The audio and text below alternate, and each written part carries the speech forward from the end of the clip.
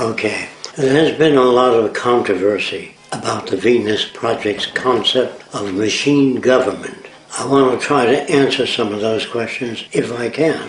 First of all, with the advent of the steam engine again, it freed the slaves. It wasn't that men freed slaves. Machinery frees the slaves. So people think there's too many machines in the world today. I don't know what people are talking about. What they don't seem to understand is what machines do, they really don't know. And they project their own values into the Venus Project concept without asking us, do the machines make decisions? Does man participate? That's what they want to know. Machines seem to always surpass the performance of the designer.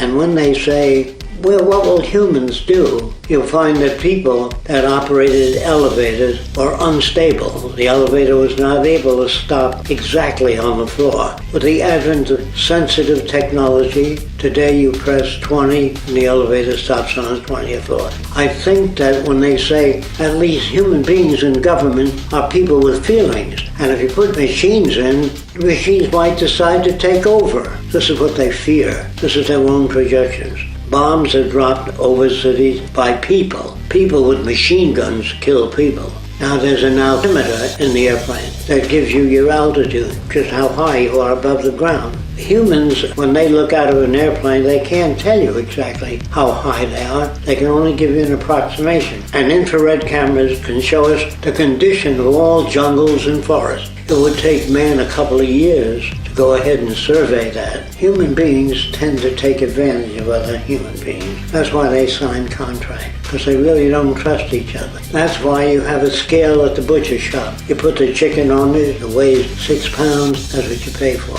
Did the scale displace the butcher? No. It made things more equitable, that's all. Now, when you go on an ocean liner today, who makes the decision? I would say that the cook, if he knows you're going to have 800 people on the boat, he knows how much water because he gets it from past experience. For showers and how much food and how much salad, he doesn't just arbitrarily order 50 pounds of beef. He has to know there are going to be 5,000 people traveling around the world for 2 months. Then he bases his orders on that. That's exactly how the Venus Project works. There's nobody sitting around saying, I think we'll turn out 4,000 automobiles today. They turn out what's necessary. Is that clear? So when I use the word machines in government, I meant areas that people can't handle. In the future, machines will manage government, not people. The production of food, the production of transportation units, of building materials, all of those things will be done by machine, only because it's faster and more accurate than man. Now a person says, yes, but why don't people do that? Because they can't do it as accurate. The Navy issues binoculars to people because they're extensional to people. A crutch is extensional to people that have difficulty walking. But beyond the crutch, there are electronic legs that can move by running an electronic cycle.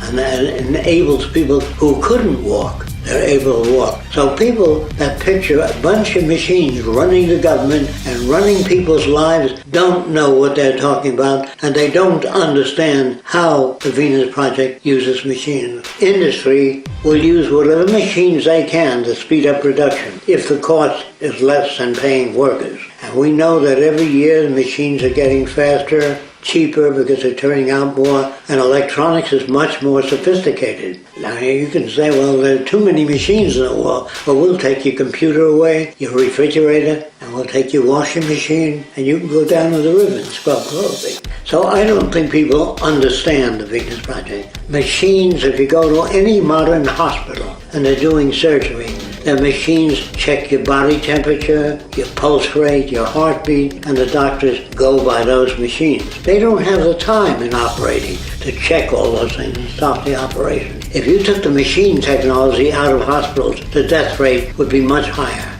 In hospitals today, the generator goes on automatically. So the minute there's a power failure, a surgery can't stop in a hospital. There's no light.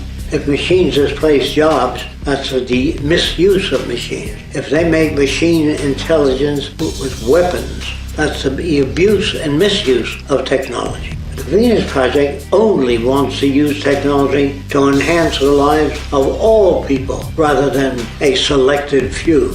And if somebody is against the Venus Project, please give us statistical evidence as to what the matter is with machine government. You say machines can't handle everything, Neither can man. Man can't handle everything.